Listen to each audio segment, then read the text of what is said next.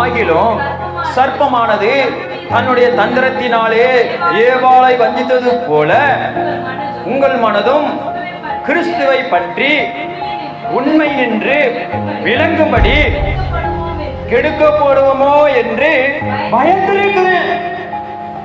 எனக்கு ஒரு பயம் இருக்குங்க, ஒரு ஊழியக்காரனுக்கு பயம் இருக்கு. உங்களை குறித்து எனக்கு ஒரு பயம் இருக்கு.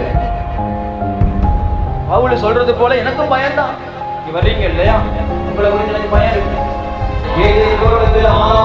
வைக்கும் பொழுது